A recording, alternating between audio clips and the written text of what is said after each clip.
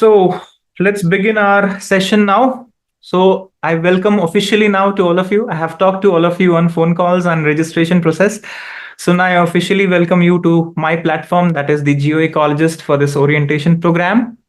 And this orientation program is basically for answer writing, learning answer writing, practicing answer writing, and also looking into the upcoming examination for UPSC mains, of course. So how to actually, poise your mindset and look into particular questions, in what ways you have to look into questions, how you will be managing time, and all those things. Every step by step we'll be learning and discussing in the session. So first things first. So this orientation program is required because all of you have learned from different sources at different points of time, right? From different sources means many teachers may have taught you your papers. You may have learned from different books. You may have learned from different notes. So what happens? You have a different way of looking into the same topic. All of you are geography optional students. One commonality is that. But even if you are geography optional student, the difference is your mindset. So I have to orient you back to one single stream of thought, which I will be telling you here, right, as a mentor. So what is important here to look into, that how to approach this geography optional, okay, in simpler manner and in more effective manner. That is the whole target, that with limited words, with limited time, what all things have to be kept in mind. So let me share the screen with all of you. Be focused on the screen and keep listening to me while I speak on the screen when I'm explaining to you. And if you find that some point is relevant, do write that point also in your notes, in your class notes. And anyway, I'll be sharing this PDF file with you on the Google Drive. Okay. So while I'm explaining to you, I'm sharing the screen. Be focused on the screen. And remember one thing, that after the session is done, you may talk to me on phone call personally. So that's also an option. After that, you can talk to me. So there is no problem. So now let me begin with this introduction to answer writing. So geography optional, both the papers 1 and 2 will be talking about. So first things first. Okay. So the question is to write good answers for UPSC mains. What is important? Important is to learn the structure and the requirements of the examination. The first thing. So some tips, basic tips. First thing is that when you look into previous year question, okay, what do? You simply read and try to analyze the question. That is the first thing that you do. So start by carefully reading. So first step is related to your skill. What is the basic skill, a soft skill in your life? Reading skills, right? So if you have not practiced a good reading skill of late, right, what happens with time? We are tend to just reading and overlooking. So reading basically is a very important skill, as important as writing. If you are a good reader, if you're a voracious reader, if somebody is a great reader, that you read a lot of books and all those things like novels and all, you'll have a great time here. Because while reading, if you can analyze and understand that question quickly, it will save you time. So first point here is to read quick and identify the keywords in given question. Every question will have some keywords from where the demands of the question you will be looking into. So how to know the demand of the question is through skill of reading and the keywords. These two things are important. Next important point is planning of your answer within few seconds. Now this is very important here, that you cannot take minutes here.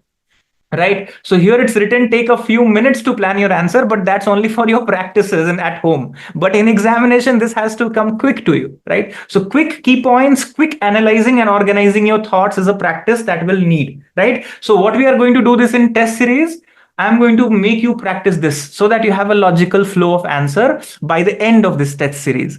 Then how to plan your introduction. Every question, when you write, the first few lines that you are actually dealing is going to be very important. If you are boring your examiner, then he is disinterested in looking into your later part of your answer. So introduction is the key, how you introduce your answer. Very important, right? So it sets the tone for the rest of your answer. So we'll be learning how to write an effective introduction. Then we'll be looking into the structure of answer and relevant examples and facts, how to quote it. So basic things. Then when you are learning geography, okay, so you know that geography will have three common things in every answer. Every answer in geography will have these aspects: space, scale, and time. These three things will be common in all your answers, right? Paper 1 or paper 2. So when I say space, what is this? Spatial component of geography. Means what? It will relate to certain location, relate to certain area, it will relate to certain region, right? Or even if it is human geography or say perspectives, it may relate to a particular space, even mental spaces, right? If you're talking about that, about thought, right? So remember, spatial component has to be there in your answer. Then the next important is the scale component. Remember, every question they ask you will relate to a particular scale. What is the scale here? It is basically at what level.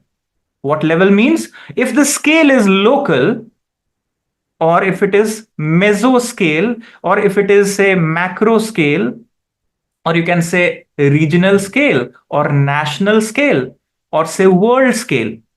What scale is question asking you? Your answer should be at the same scale. Suppose if they're asking you about a cyclone Remal in Bay of Bengal, and then you are asking, you're answering the question about Remal with global climate change. Now see, this question is of a regional scale and this is a world scale phenomena. Even if you are mentioning it somewhere, global climate change may be one of the triggers for this cyclone. Remember, you have to focus majority portion of your answer only on regional scale. You have to talk about regional factor. So if you are analyzing a question, you should know कि किस scale का question है तो किस scale का answer होगा. You need to know. Remember that. उसके अलावा कोई option नहीं है आपके पास. And then time. Right? So if you know about here, remember here time frame looks like we're talking about history, but no, it's not history, right? Time here, when we say, it's also talking about sometimes seasonality factor. Okay, that's one aspect of geography relating to time. Okay, it may be short term, it may be long term, right? These things you have to take care that how this phenomena is being asked. So space component, scale component, and time component, right? And sometimes time also may not be asked in a question, but you can use it for change. That, for example, in 1950s, this was the situation. In 2020s, this is the situation. This is called time. So time component must be there. So space, scale, and time. This SST must be there in your answers. Right? This is important. Now let's come to the what, why, how discussion, that what all the things are there, why you have to do it, how you have to do it. So in basic points I have mentioned here, read the syllabus thoroughly, refer to previous year questions, we'll be doing it anyway. And remember, geography is a subject of diagrams and maps. No question in geography can be without diagram or a map. Be it a mind map or a mind diagram, that's okay, but it has to be there. So remember, every question that you attempt will be having some diagram or map, even if there is a basic notional map or a mental map, still you have to map it, right? Without that, you cannot write an answer.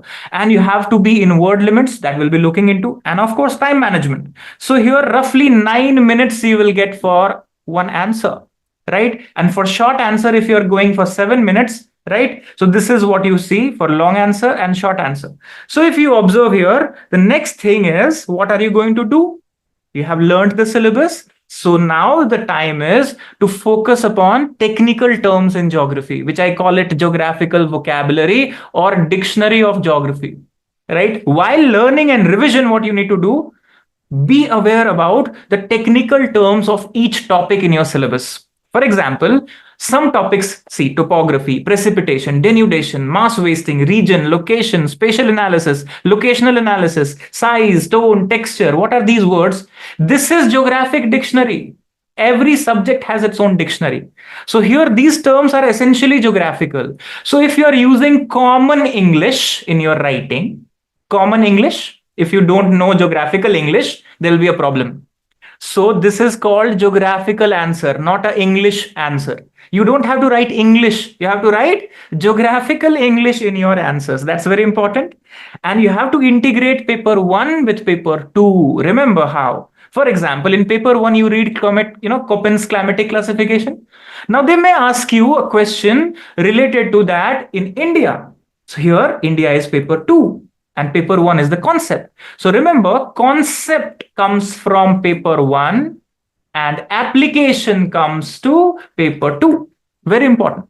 So whatever you are reading in paper 1, always relate it with paper 2. Don't think that it is separate and that is separate. There has to be interlinkages, very important.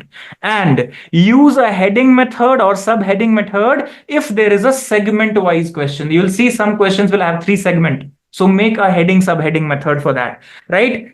And of course, if you're writing human geography, what is important? Humans, scholars. So without the reference of scholars, their models, their theories, how can you write an answer? So you have to have a scholar for those topics. Remember to give credits to scholars, quote them. So if you can use some quotations, it will be a great answer for human geography. Not required for physical geography, but for human geography, you need to quote them. In physical geography also, direct theories are there. Davis, Penck, King, Airy, Pratt, Wegener, Holmes, Kober. But for human geography, without humans, you cannot. Remember that. So that's very important.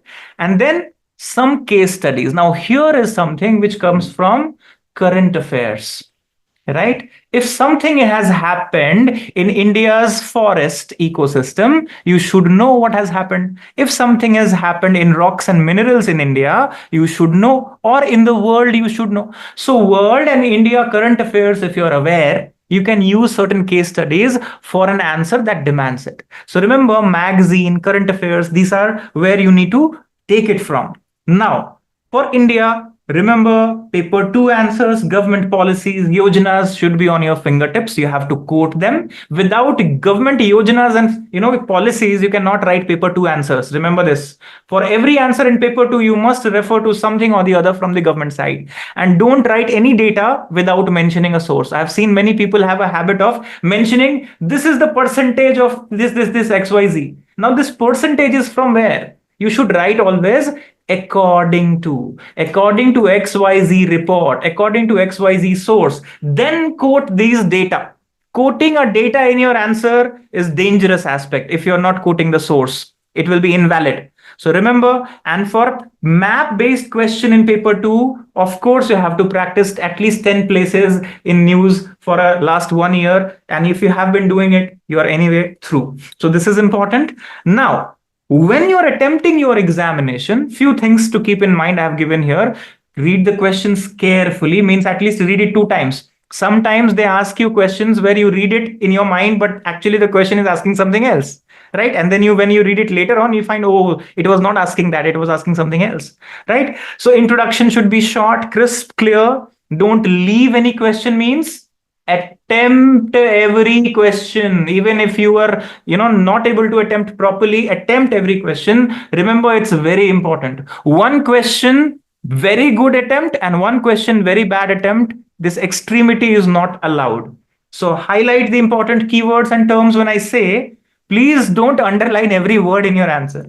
Highlighting means only few words in an answer, right? Use this LHS and RHS diagram method. I'll just show you, and please avoid cutting, overwriting. These are basic things. And this one sample answer I'm just showing you. Okay. So this sample answer, if you see, is what I always say, that how diagrams and maps and alongside writing should be there. So if you are actually balancing out your answer, what are you doing? RHS is your diagram and LHS is your statement, writing. So writing and diagram should go hand in hand. And if you're making a world map, make it line to line on this practice sheet. This is UPSC style answer booklet, which you must have for answer writing. Don't practice any answer writing without this booklet. Very important. So line to line, you can do world map. And if you're doing India map, you can do these contextual maps of India, right? So writing should go alongside what you are showing in the writing. Look at these maps. Look at these representations here. This is how you have to work out. So questions will look like this to you. They will tell you to discuss, elaborate, analyze, compare, critically analyze, comment. Now, how to differentiate between what is the requirement? Be carefully. Now, listen to this very carefully.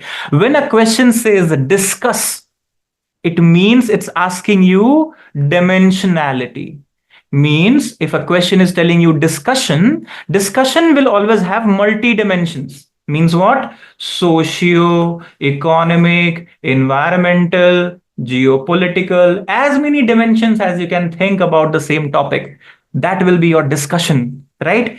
When it is saying elaborate, it's not asking you dimensions. It's asking you the same thing, but in a descriptive and analytical manner, right? When it is saying analyze, it's asking you to break the questions, break the topic into subparts, and then discuss it, right? That's what is analysis. Comparison, I'm sure everyone knows. So when you're comparing something, 1x, you're comparing to y, first thing is you need to make the baseline common. Baseline common. Because these two things could be different. Then how are you comparing? So if you are comparing a phenomena or an event or a thing, whatever is in the question, first make them stand at the same point through your writing. That, see, these two things are different, but this is the commonality. And in this situation, they are this way. This is the way to actually compare. While writing, we'll discuss it more. When it is saying critically analyze, please don't just criticize. Critically analyze is something like SWOT analysis or SWOC analysis. You need to talk about strengths, weaknesses, challenges, opportunities, threats, everything. Critical analysis does not mean simply negativity. It would include the different aspects. And if it is saying comment, now this is very important here. Comment questions. जिस भी question में बोले comment करना है, be alert. You need to be alert. Why you need to be alert? Because it's asking your perspective, right? It's not asking what was somebody's perspective in the topic. It's asking you, what do you think about it? And here is the challenge to write these answers, because then the examiner is going to read your mind. Okay, and you are going to be open now. So be careful while attempting the questions where it says comment on this. So how do you comment? Do you comment negatively? Do you comment positively? So what do you do? So here you can take a cue from strengths, weaknesses, opportunities, challenges, right? You can do a comment like that. You can comment on certain aspect which has been highlighted in the question itself. So this is something that we are going to learn through this test series also, one by one, as we conduct the test series.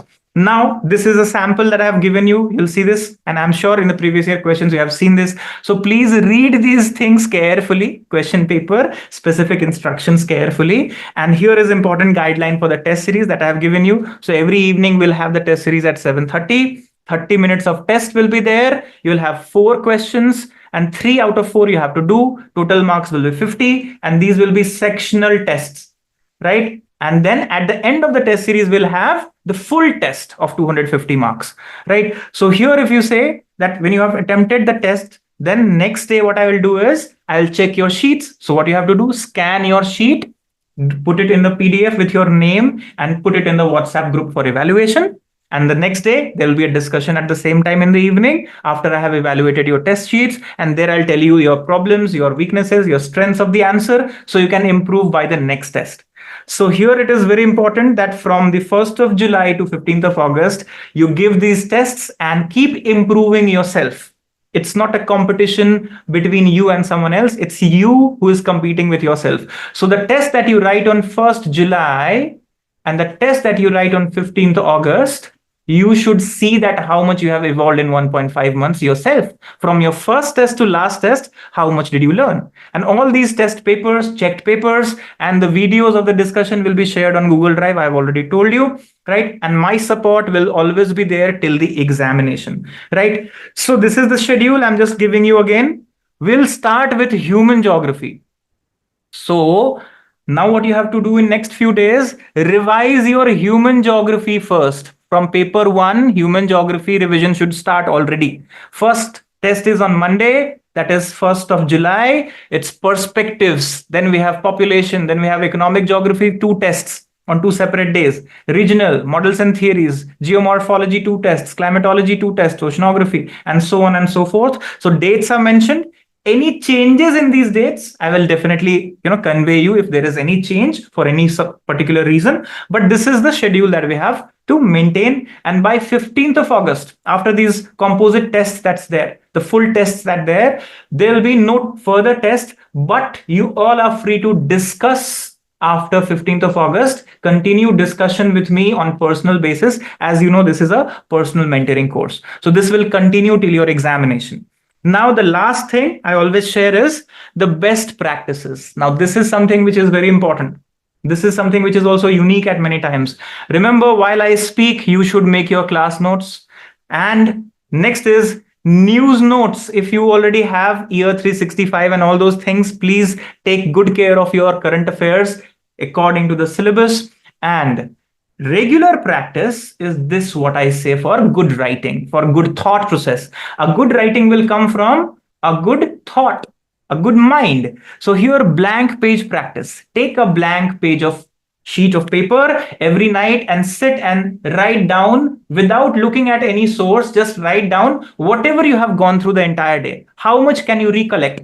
This will improve your memory. 30-second map practice for India as well as world map. Today, if you do it, you may do it in 2 minutes, but you have to come down to 30 seconds because you only have 9 to 7 minutes in every answer. You cannot take 5 minutes to make a world map.